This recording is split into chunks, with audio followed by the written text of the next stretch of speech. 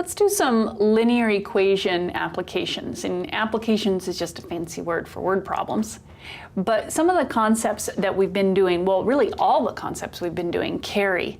So what we were doing was graphing, finding parallel and perpendicular lines, doing linear inequalities, and all of these translate into some real life problems. Now, albeit they're a little cheesy because we're not at the level of math where they're like super interesting, but we can pretend. So it is that Ruben has a savings account.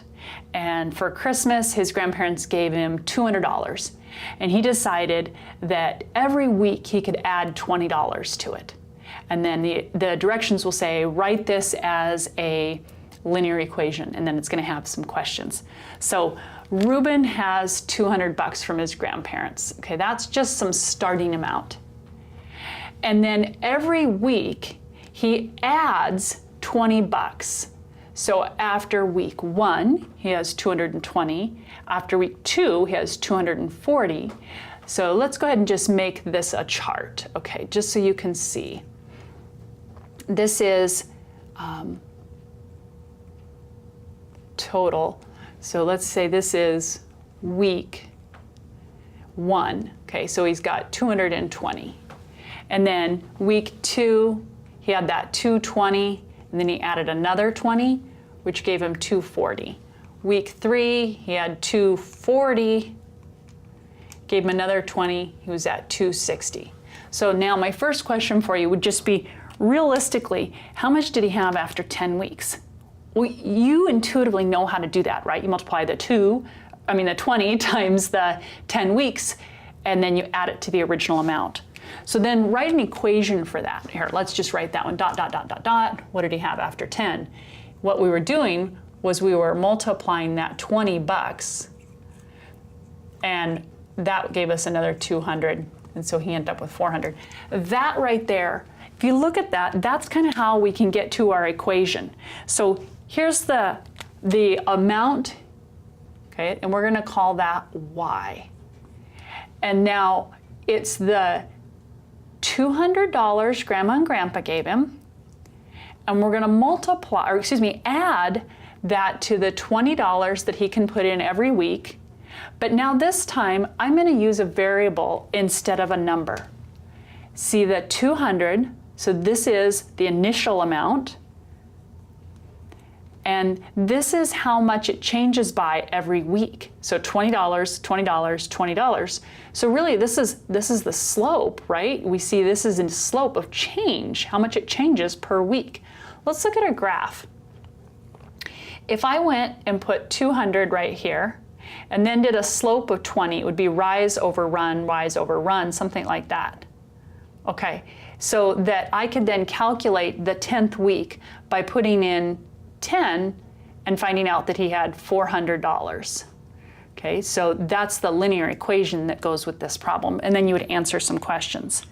So the next problem, I'm going to make it a little bit harder, and I'm just going to give you some information that then you are supposed to realize, oh hey, I don't know the slope and I don't know the y-intercept, so you calculate those. So similar problem in terms of, it's a linear equation. And the problem is, hopefully I'll be able to put it into this video here, but idea here is that it says after 31 minutes of use, there was $20.04 left over. And then after 50 minutes of use, there was $17 left over. And then there was a question, and that was you were going to create the equation, and then you're going to use that equation to answer this. So like I did with the last problem. So what is the dollar amount on the card after 52 minutes? Okay, now on the online homework program, I do not like how this one is described, so use my method instead of theirs. Every one of these problems has two things you have to find, the slope and the y-intercept. So this is 2 points, okay? This is a linear equation just here in the first quadrant. This is 0, 0. This is the time, and this is the dollar amount. So it's going to go down, right? As you use more time, the dollar amount goes down. So let's find the slope. These are just 2 points. This is just here, the point 31 and 20,04, and then 50,17. So we can find the slope by going 20.04 subtract 17, and then 31 subtract 50, and as a decimal. Now 0.16 negative. What does that slope mean? Well, what it means is for every minute you're using 16 cents. That's what the slope means. It's a change. Well, what is it a change in? It's a change in dollar amount per unit time. Rise over run. Dollar amount per unit time. Well, if you want to see the unit time, it's right there, per 1 minute. Now, the other thing that we're missing is the y-intercept. So let me erase that so I've got some space here. What we need now is b. But we can use y equals mx plus b just as we did on the straight computation problems. Use either point. I'm going to use these ones just to avoid the decimals.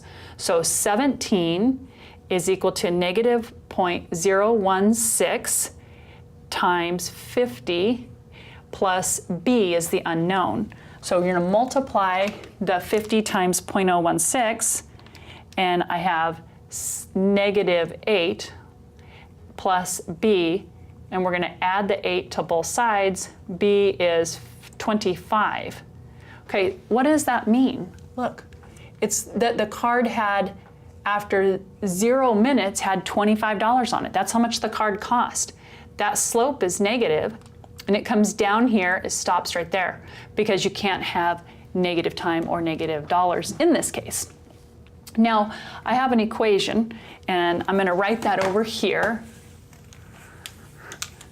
And then I'm just going to use it to answer the question. So y is equal to mx plus b.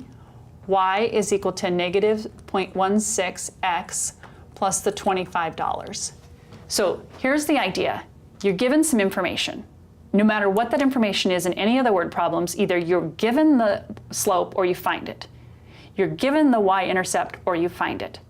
Those two things, find the slope, find the y-intercept, create your equation, and answer the question.